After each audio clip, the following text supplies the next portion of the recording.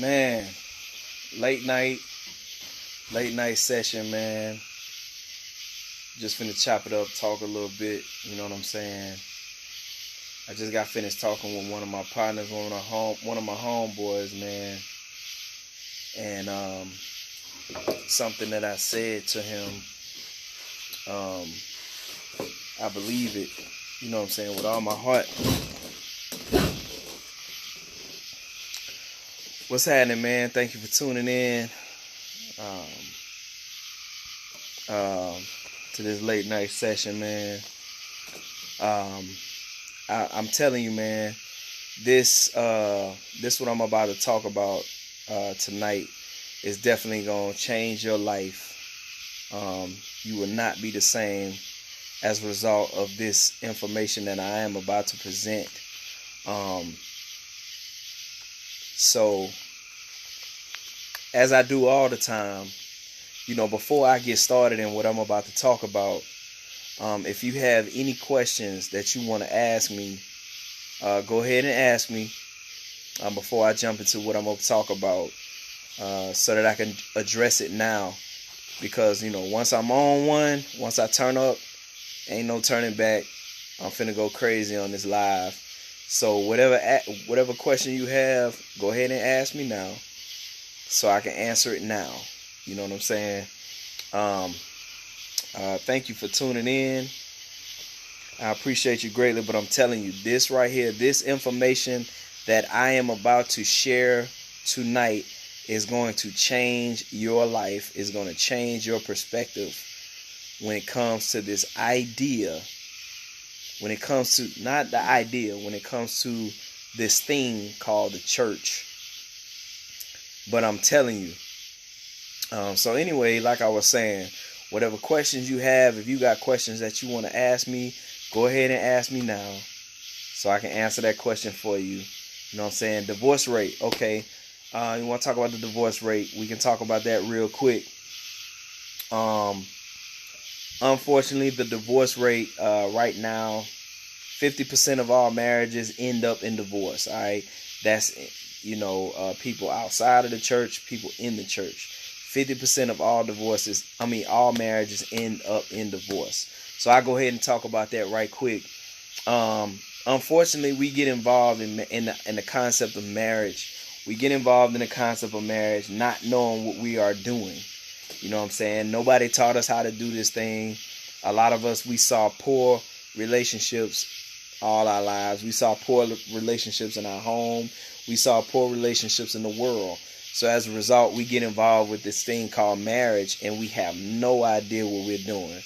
Unfortunately, men don't understand how to relate to women. Women don't understand how to relate to men. We get involved in marriage with a mindset of what's in it for me. We go into marriages, get involved in marriage with a mindset of, can you meet my needs? And so while we're in marriage, we're focusing on getting our needs met. And when our needs don't get met, we out the door. You know what I'm saying? And so, unfortunately, that's the reason why the divorce rate is so high. Again, because we don't understand the concept of marriage. We don't know what we're doing. You know what I'm saying? I want you to think about this. We was in high school. We took a class called Driver's Ed. We took Driver's Ed. They gave us a book, an entire book, a manual that we had to go through, and we had to learn this manual. And in the process of going through this manual, we had to learn the ins and the outs of driving. And so once we learned the ins and the outs of driving, then we were qualified to go in there, you know what I'm saying, and we can get a driver's license. You know what I'm saying? We're able to take the driver's test. We have to take the written test. We take the driver's test. We get a license. But we had to get information first. Unfortunately, we can go to the courthouse, and we can just simply go and pay the money, and they'll give us a driver's license. You know what I'm saying? We'll pay the money. We you know what I'm saying? Talking about marriage license. We just go in there and pay the money, stand up before them people, and they'll give us a marriage license. But when it comes to driving, you know what I'm saying, we had to go through a whole booklet. We had to do a written test. We had to do a driver's test before they gave us a license. But when it comes to marriage, all we had to do was go in there and pay them folks some money, and they gave us a marriage license. So that's the reason why the divorce rate is so high. Now, any other questions? I hope I answered your question, but if there's any other questions, let me know, and I'll go ahead and address those before I jump into my message. So is there any other questions? I'll give it a few seconds, you know what I'm saying, for anybody that got questions, and so that I answer those questions. Man, I've been talking about what you say, bro. That's what's up, no doubt. So if there's no other questions, let me know. You know what I'm saying? Give me the opportunity to answer it. If there's no more questions, I go ahead and jump into my message. So I'll give a few seconds, you know what I'm saying? Bax, what's happening, bro? Thanks for tuning in. What's good, fam? What's good, fam? Is there any other questions that anybody want to address before I jump into my message? Because when I jump into my message, I'm finna get on this live and I'm finna go crazy. I'm just letting you know, keep it in 100, keep it in the buck. You know what I'm saying? Because I'm on one tonight. You know what I'm saying? I've been on one all weekend. You know what I'm saying? So if there are any more questions, go ahead and address your question. If there's no questions, I'll go ahead and jump into my live. So I'll give you a few more seconds. Thank you for everybody for tuning in. Look, you don't want to get off this live because I'm finna go crazy on here. You know what I'm saying? Finna go crazy. If anybody got any question, ask the question. If you want to come on to the live, let me know and I'll let you come in and we'll go ahead and address whatever it is you want to say. So, is there anybody? You know what I'm saying? Going once. Going twice.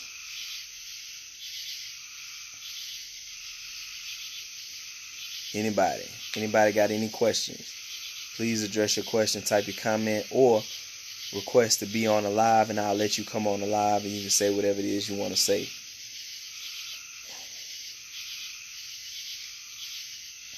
All right. Well, I'm finna go ahead and jump into it. Man, let me tell you something, man. Something that I've been on all weekend, man. Like, I've been addressing a lot of stuff, a lot of issues that we've been going through, a lot of stuff that we've been facing when it comes to this concept that we call the church. And you got a lot of people that are tired. You got a lot of people that have given up, a lot of people that have quit, a lot of people that have walked away. A lot of people have taken on other ideologies, other belief systems, and things of that nature for no other reason but because they are done with the concept and the idea of what we call church. You know what I'm saying? Okay, look like we got a question just came in. Hold on one second. I'm here to listen. You always have great topics. Thank you so very much, Tasha. I appreciate that. Well, I'm going to go ahead and jump into it, man. Look, man, there's a lot of people. I've been talking to a lot of people that they've walked away from the church. You know, for the people that have said, you know, I'm not going to walk all the way away. You know what I'm saying? I'm going to just... primarily in the black community, a lot of people have said, you know, I'm not going to walk away from the church, but I'm going to walk away from the black church. I'm going to go to the white church, so to speak. And a lot of people have done that, and they've gone to the quote-unquote white church, and they haven't got needs met, you know what I'm saying? You know, they go in there, you know what I'm saying, and they've gotten somebody to love on them, so to speak, or how... You know, unfortunately, we as black people, we really, really have this strong desire to be affirmed and to be loved by white people. So we leave the black church, we go into a white environment, and we get the love and the acceptance that we're looking for. You know what I'm saying? And there's a lot of people that have needs that are going unmet, you know what I'm saying, in a lot of our white churches because there's issues that we need dealt with as black people, and a lot of times our white brothers and sisters just don't know how to deal with our issues that we have in particular. And so when those needs go unmet, they just simply walk away from the church, period. You know what I'm saying? We got a lot of people that have gone in the direction of, well, I'm going to, because I'm so angry at the church, I'm going to go and join myself to different environments, different ideologies that are anti-church. So you got a lot of people that are becoming atheists.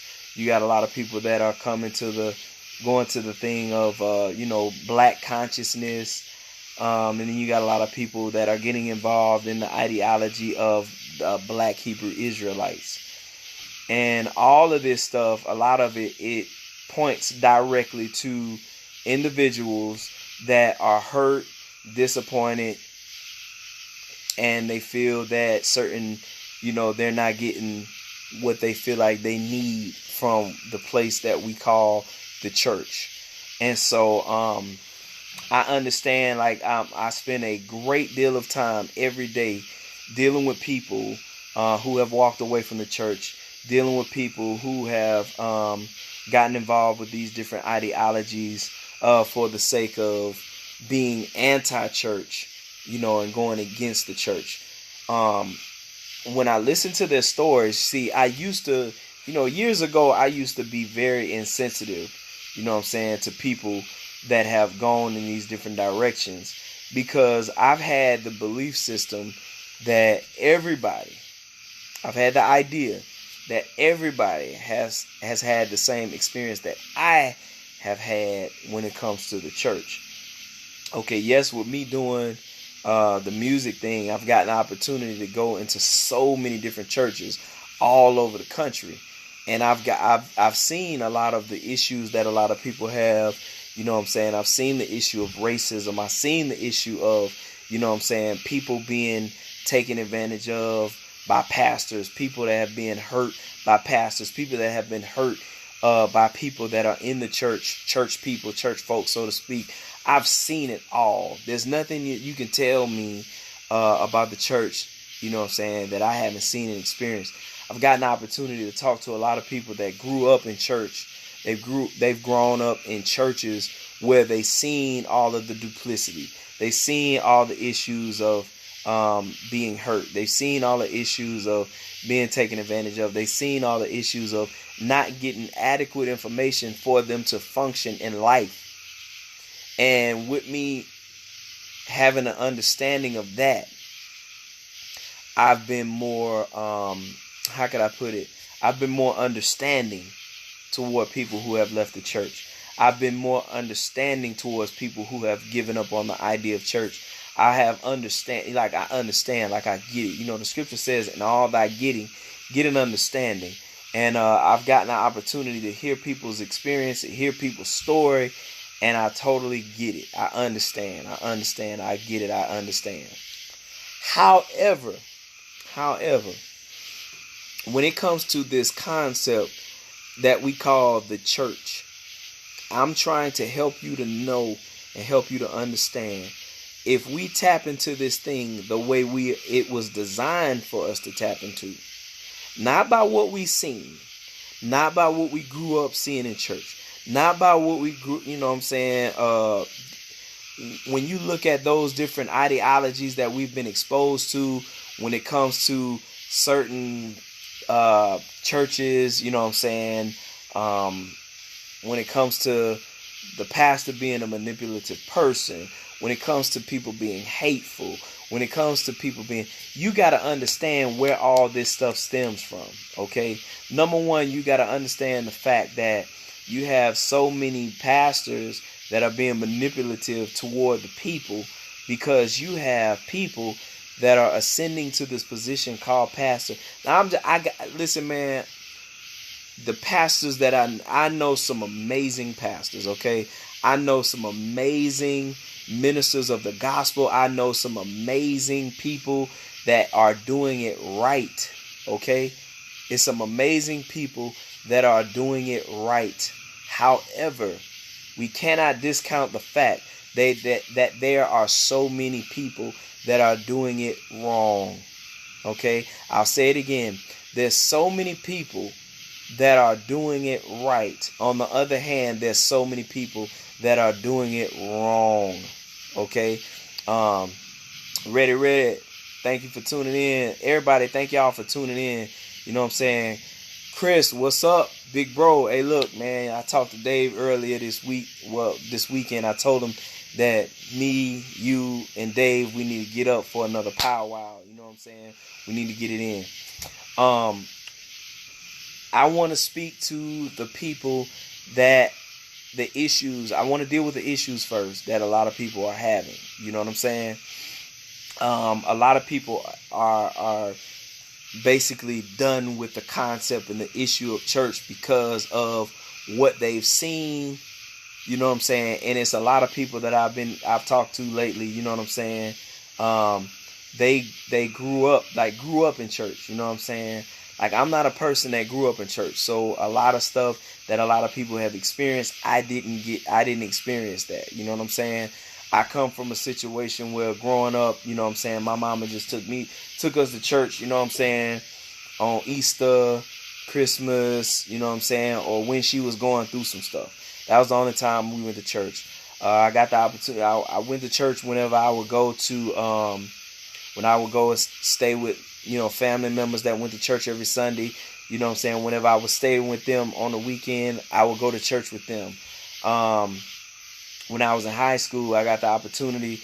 You know, it was a particular family. I would stay at their house on the weekends and stuff like that, and they would make us go to the church. You know what I'm saying? The whole New Orleans area, Mississippi Gulf Coast area, in which I grew up in, is primarily dominated by the Catholic Church. So, you know what I'm saying, we would go to the Catholic Church, you know what I'm saying, and my you know, my thing with going there was to basically, you know, because they went to church, they got in and they got out, you know what I'm saying, you know, and it was a social gathering for a lot of us, you know what I'm saying, because all the, you know, the kids would all go to this particular church, and we'll sit up in the balcony and write letters and pass letters back and forth, you know, talking about, you know what I'm saying, trying to hook up with girls and stuff like that or whatever. So that was my experience with church. I didn't grow up in the traditional sense of church that a lot of people have gone to, you know what I'm saying? And a lot of people have gone through these issues where they grew up in church, and they were close to the duplicity. They were close to the manipulation. They were close to the hateful and mean people in the church, so to speak. You know what I'm saying? I was shielded from that. I didn't get to see any of that stuff. You know what I'm saying? So that wasn't my experience. So whenever I got into the church, so to speak, you know what I'm saying, I seen a lot of stuff, but you know what I'm saying, it was a short period of time. You know what I mean? I got heavily involved into the church when I got saved in 2001. And in 2001, you know what I'm saying, I went to a particular church for a short period of time before I found my pastor. You know what I'm saying? And when I got involved with my pastor, you know what I'm saying, you know, my pastor taught me, you know what I'm saying, my pastor was there for me. My pastor was very close. You know, I got the opportunity to see, you know what I'm saying, great things. I got the opportunity to see my pastor love on his wife. I got the opportunity to see my pastor love on his children. I got the opportunity to see men be productive, and you know what I'm saying, I got the opportunity to be able to, the men in the church, to spend time with me and teach me, you know, the concept of fatherhood, the concept of manhood. You know what I'm saying? I had a support system. I had a group of people, you know what I'm saying, and to this day I have a group of people that are very supportive of me, that speak into my life, that have sown into my life, finances, you know what I'm saying, all this stuff. My experience with church, you know what I'm saying, have been totally different from what a lot of people have experienced. And so at first, when I would see people talking bad about the church, dogging the church out, and I was totally oblivious to what these people were experiencing. And then whenever I begin to travel and I begin to go to other churches and I begin to see the duplicity, I begin to see the manipulation, I begin to see the hateful and the mean behaviors and opportunities and stuff. I saw that stuff, And you know what I'm saying? I feel bad. And so here it is, 2019.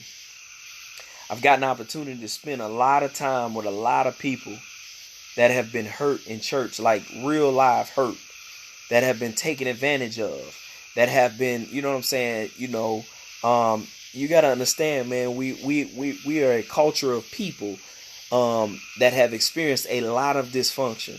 You know what I'm saying? And whenever it comes to the quote unquote the black church, so to speak, you have issues like this, you know, and I'm pointing out the issues first so that people can understand that I have a point of reference, and so that I can help people to understand where I'm going.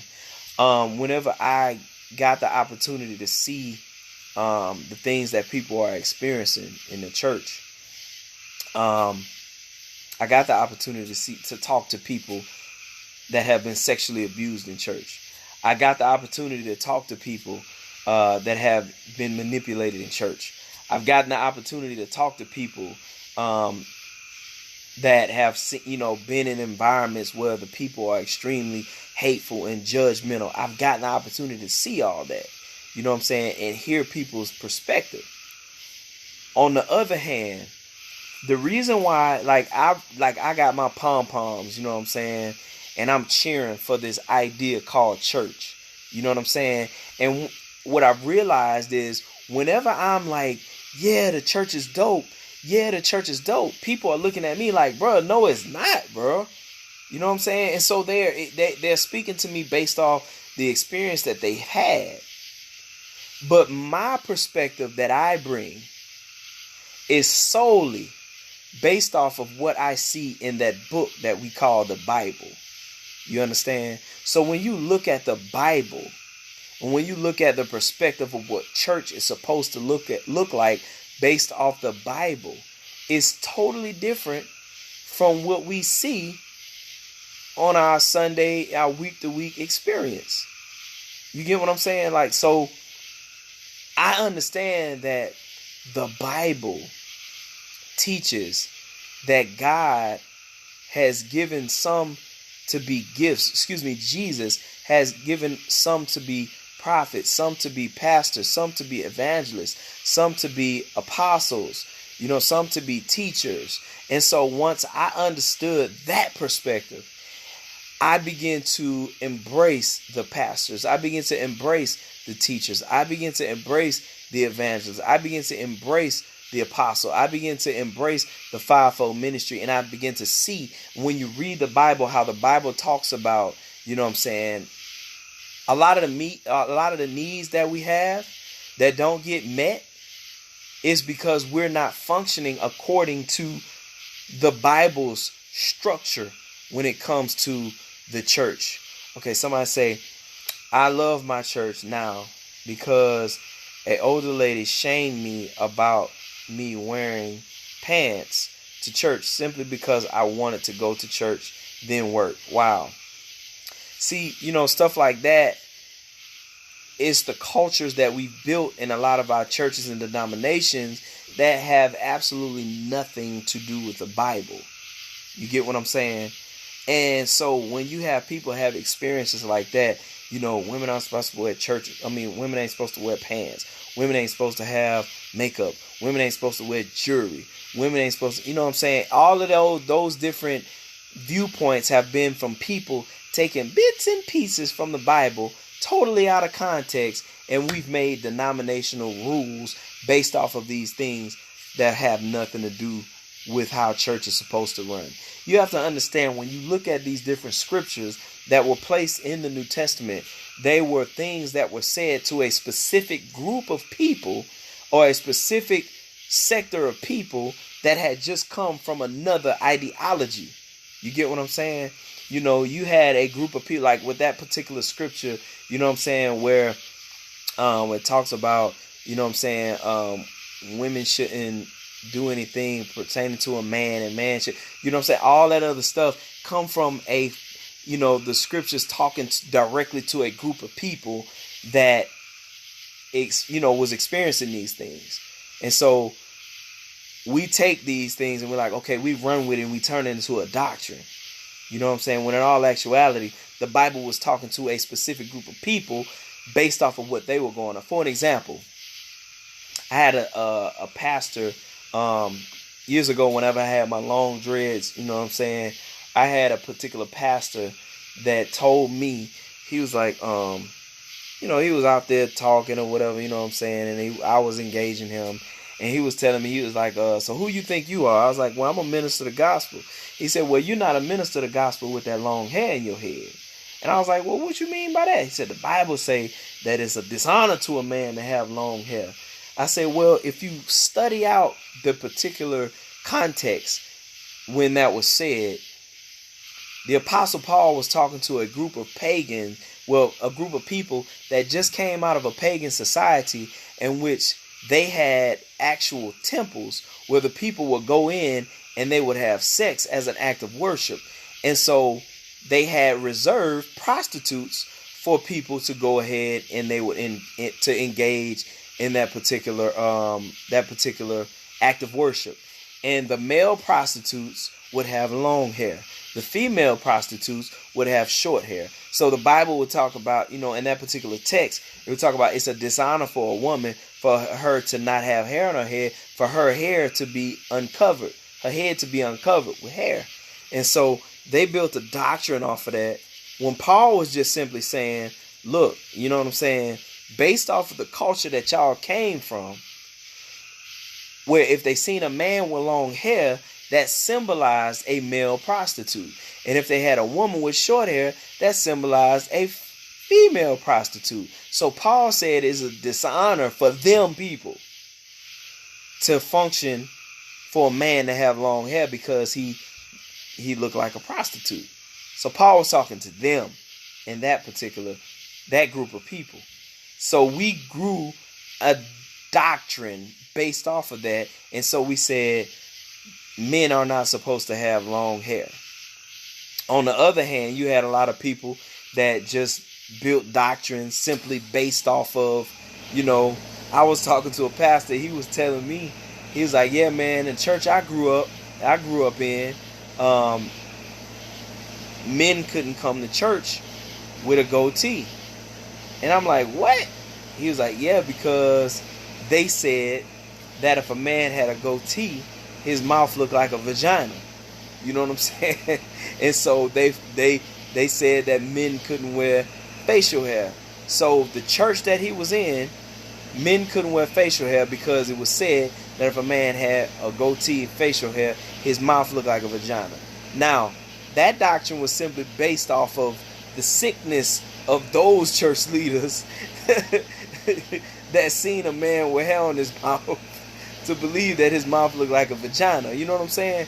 And so you got doctrines that are based off of stuff like that. So you got people that have gone to church and they've been ran clean out of the church because they had an appearance that went against their doctrine that they had based off of something that was totally taken out of context, right?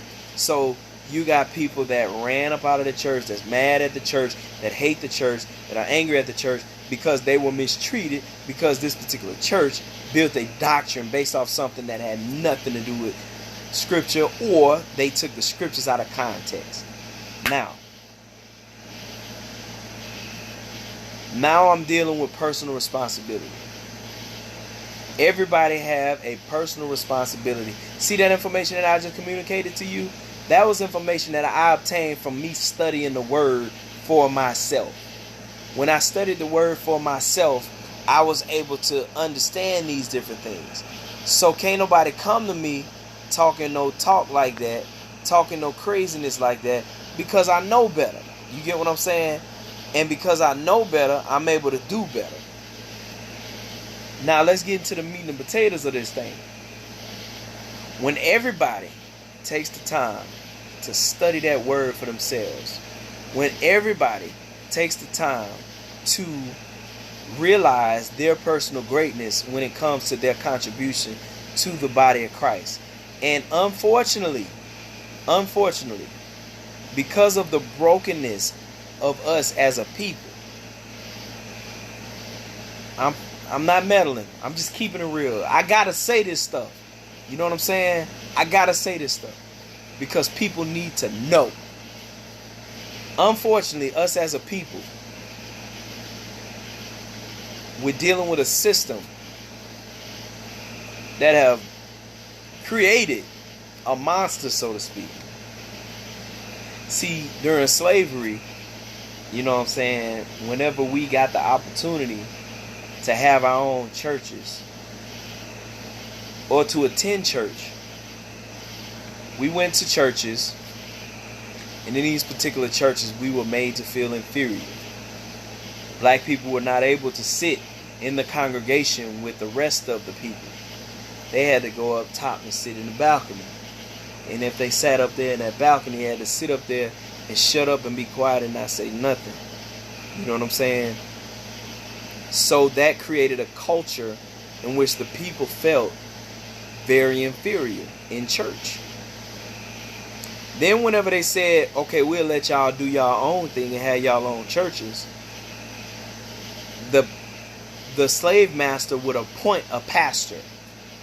And this particular pastor was appointed to say and do only what the master told him to say and do. Unfortunately, we were not permitted the opportunity to read. So because we could not read, we were simply subject to what we were said, what we were told to do. So you had pastors that were told, say X, Y, Z, and that's it. And if the pastor did what the master said, the pastor was rewarded with master's hand-me-down clothes, so he dressed better than everybody else. He was rewarded with better living quarters, so he lived better than everybody else.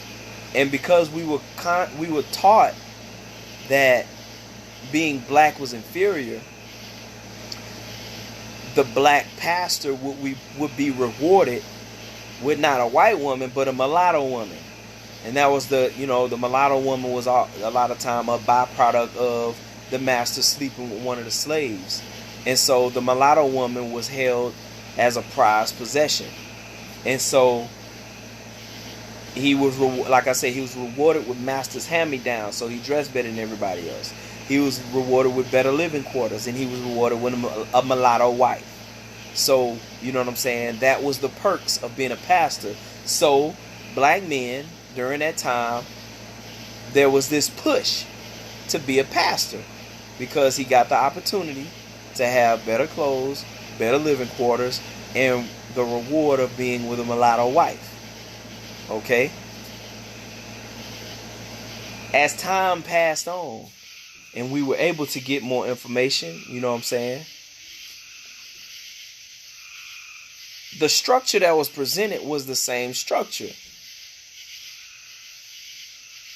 To where you had this one guy, just this one guy. He was the HNIC. And he was the only one, so to speak, that was able to empower the people. That was able to teach the people. And so, everybody was pushing for that number one spot. This is the reason why today, in terms of the gifts, everybody covets the gift of pastor. And so as a result, you got a lot of people sitting in that position, and that's not what they were called to be. Some people were just simply called to be teachers. Some people were called to be evangelists. Some people were called to be apostles. Some people were called to be prophets. And so, because we as a people, especially us as men, we, outside of the church, we've been pushed and placed in an inferior position. And so we felt like, man, in order for me to be somebody, I need to be a pastor. And so when people obtain that position of pastor,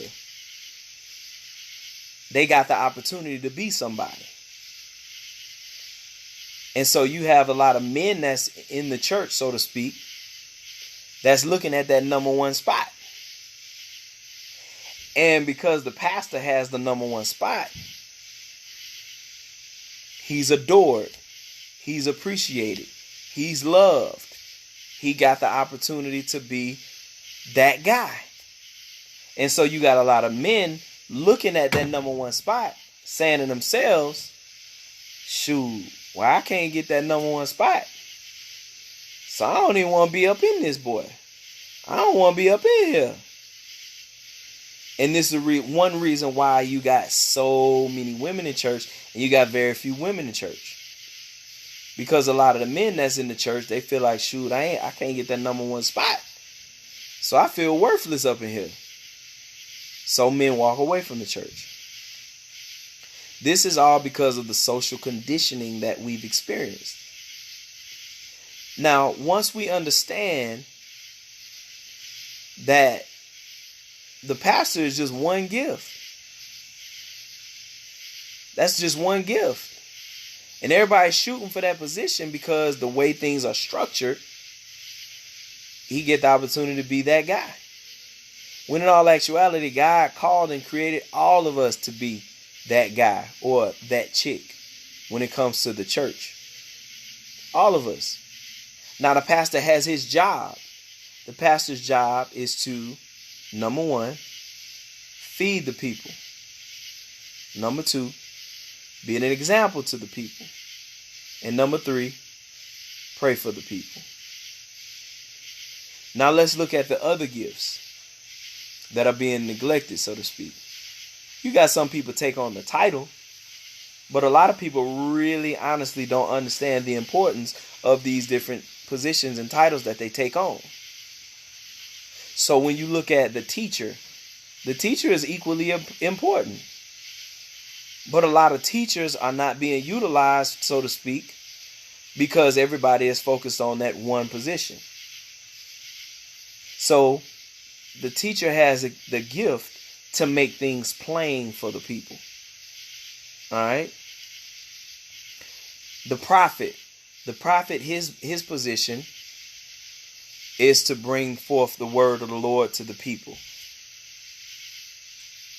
He is to bring forth what the Lord is doing in this season, what the Lord is saying in this season.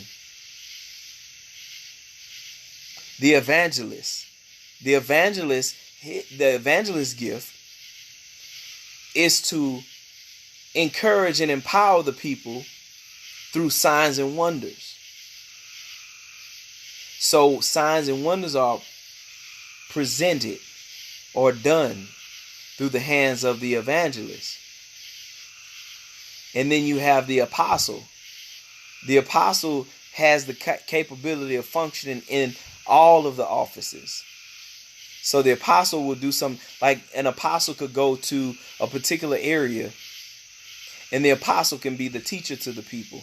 He can be the pastor to the people. He can be the evangelist to the people. You know what I'm saying? He can be the pastor to the people. And the apostle has the capability of spotting the gifts and putting the gifts in position and leaving, going somewhere else and doing the same thing over again. And so you got a lot of people that are sitting idle in the church because they are gifts that are not being utilized. And when something is not utilized, it grows weary, it grows tired, and it moves on. So this is why you got a lot of people that's walking away from the church, because there's gifts that are not being utilized. And unfortunately, because us as black men, a lot of times we feel so inferior. We feel like I can get a sense of worth if I can get that top spot. If I can just be the pastor. And this is why you see a lot of men, they hate pastors. A lot of men hate pastors for no other reason, simply because they envy that top spot. And because they are not able to function in that top spot, they give up and they quit and they walk away. Because in their mind, they can't get that top spot. When in all actuality, all of us have a place. It is the body of Christ. And all of our gifts are to be utilized. But see, here's the issue. Because See, let me talk. I'm gonna take a sidebar and talk about the institution that we call church. Why it has failed so many people. We got this thing called church where we pull up on Sunday morning, right? A lot of us, we pull up, we late. You know what I'm saying? We get up in there, and you got the guy, you know what I'm saying? You have worship and this and that. And you got the guy that got the top spot. The top spot, you know, he teaches the word. And then everybody's like, okay, now it's time to go. And we racing to get up out of that boy. And we racing to get in our car. And we racing to get to the all you can eat buffet. Or we racing to get to see the football game. Or we racing to get to beat the traffic. Not knowing that the primary focal point of this thing that we call church, the primary focal point is supposed to be fellowship. Everybody say fellowship. Unfortunately, we do everything at church except for fellowship. We do everything at church except for fellowship. We get in there, like I said, we get in there, we late. So we're running late, trying to drop the kids off. We get over there, we go to the sanctuary, we get in there, we have worship. The pastor teaches a message, and then we trying to hurry up and run up out there, boy. You know what I'm saying? So nobody took the time to fellowship. I'm real big on the concept of fellowship. And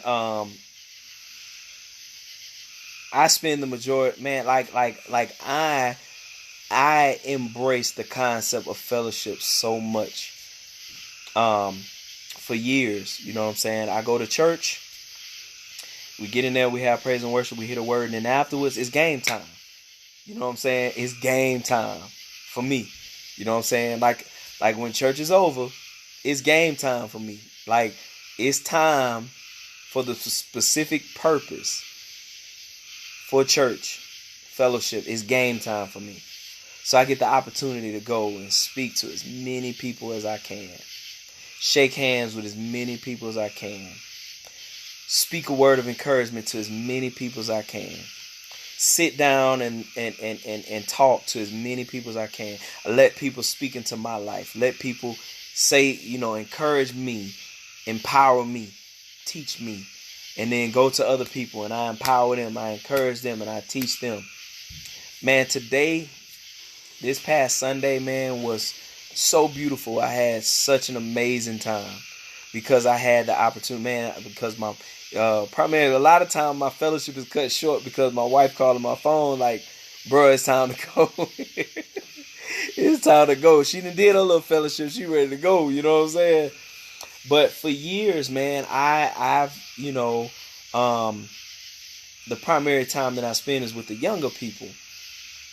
And here's my opportunity to sit, you know, talk with young folks, you know what I'm saying, with the direction of their life, talk to them about what they got going on with sports. I want to hear what they doing in sports. I want to hear what they doing in school.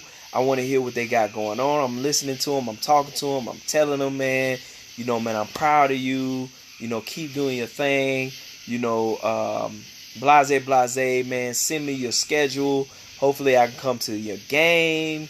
You know, woo, you know what I'm saying? Sit there and talk to them.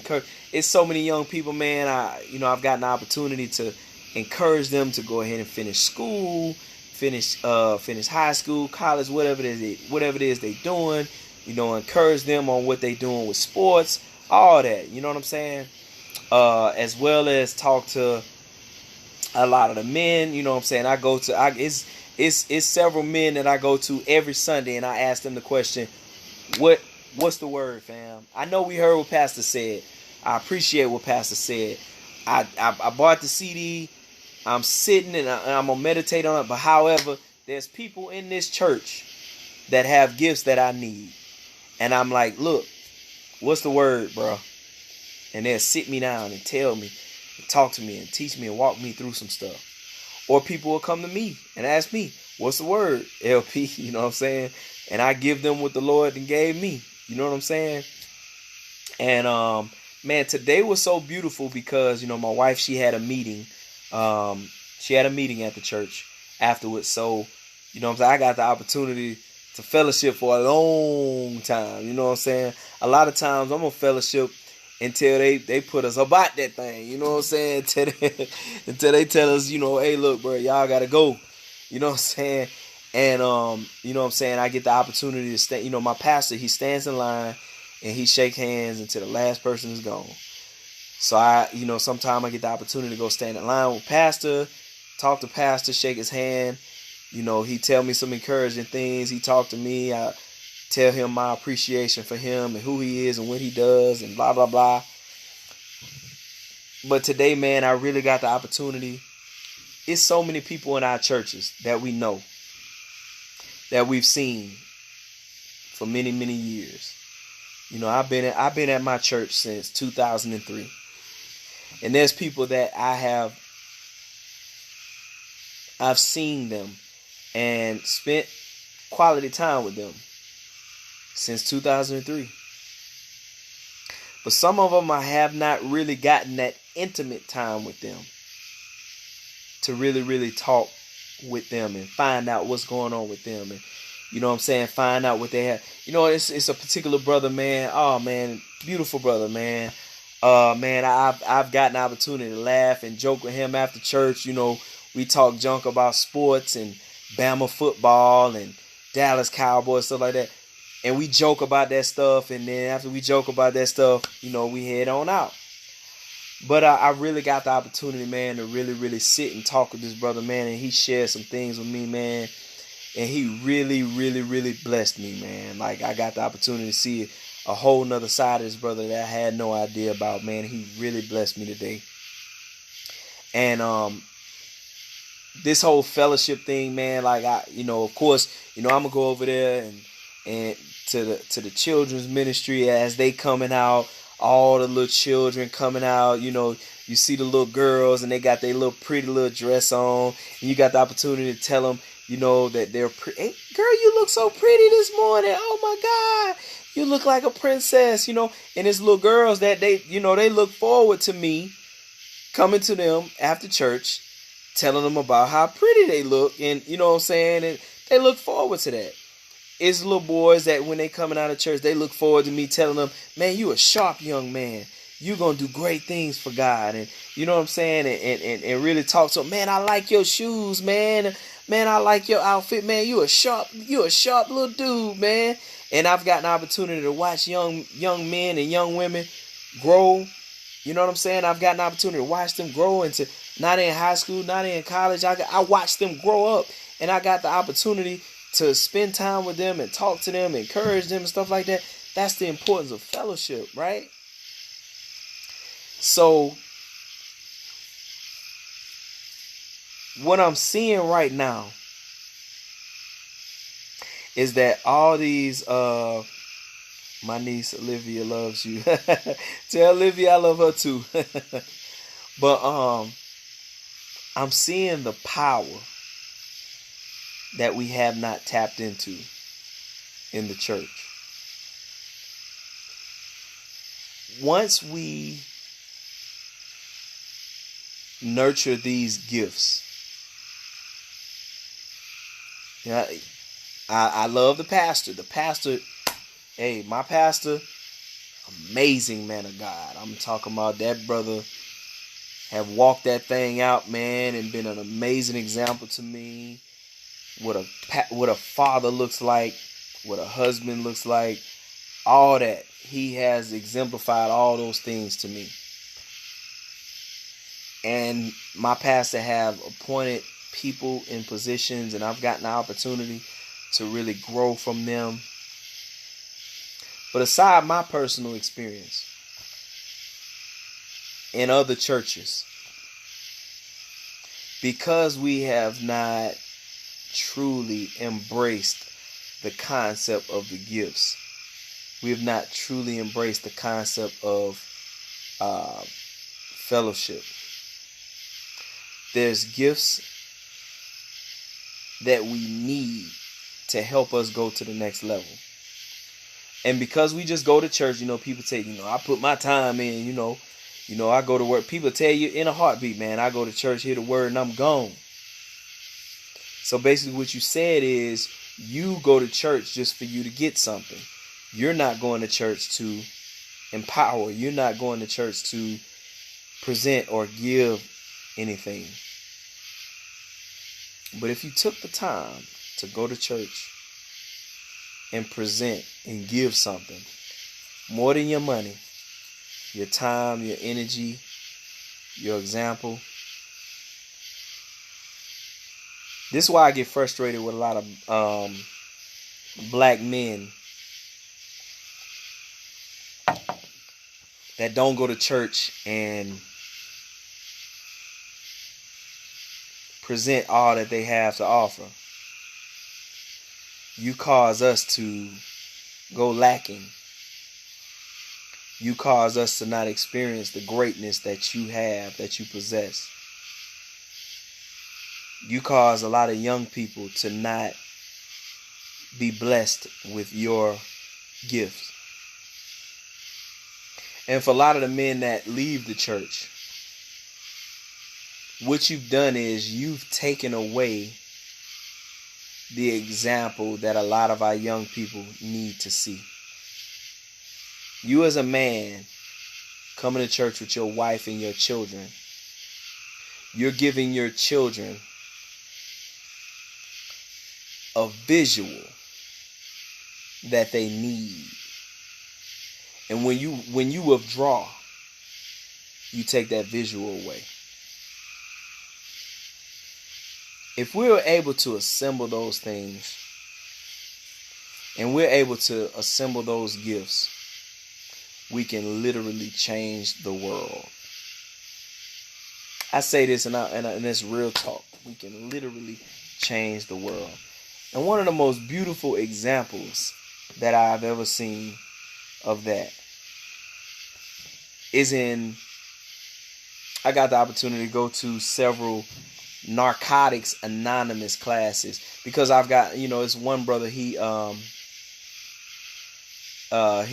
on crack, and he was able to overcome his addiction. And in the 12-step program, 12-step is you making a commitment to empower other people that are going through what you're going through. So this particular brother, he goes to different NA meetings and he speaks, tells his story, and he goes through the 12 steps. And I just wanted to support the brother, you know what I'm saying? He told me he was speaking somewhere, and I pulled up on him to come and see him. I'm like, man, this dude is the truth. And not only did, the first time I went, I just kind of observed him, and I observed our environment slightly, but I really, really didn't dig into the environment. But I went again, and I got the opportunity to experience the environment. And in that Narcotics Anonymous meeting, man, I got the opportunity to see a beautiful thing where the people genuinely show love to one another. They genuinely were like, for an example, somebody come in, they like, hey, my name is such and such, and everybody say, hey, such and such, and they say, I've been clean for 2 weeks. And I'm talking about the whole group just erupts, and everybody goes to them and hug them and congratulate them on being clean for 2 weeks. And they'll tell their story on I'm just being real at this point. They'll tell their story how they were in the midst of performing a sexual act with somebody for the sake of getting high.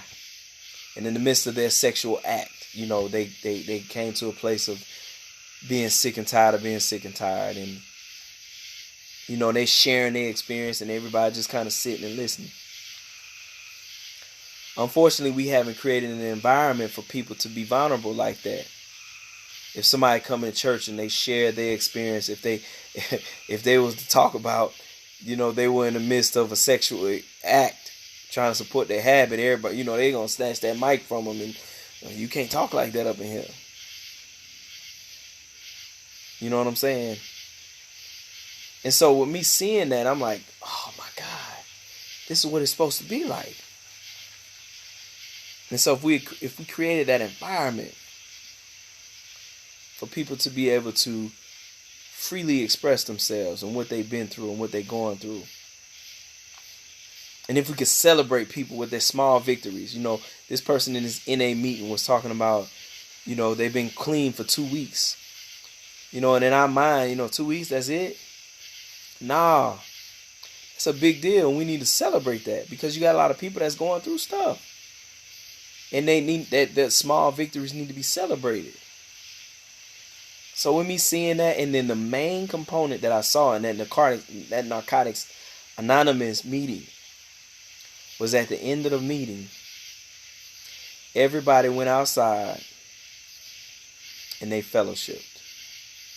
A lot of them, they fellowship. A lot of them, they smoke cigarettes. So after they out there smoking cigarettes, you know what I'm saying? And they fellowshipping, loving on each other, hugging on each other, talking about their victories and stuff like that. And them people stood out there. We stood out there for almost an hour afterwards. Nobody moved. Everybody was out there. Like an hour. Smoking their cigarettes and talking about their victory and loving on each other, hugging on each other. And I said, man, that's the element right there. Because they're inspiring each other. They're encouraging each other. They're speaking to each other's lives. That is what we're supposed to be doing in this thing called church.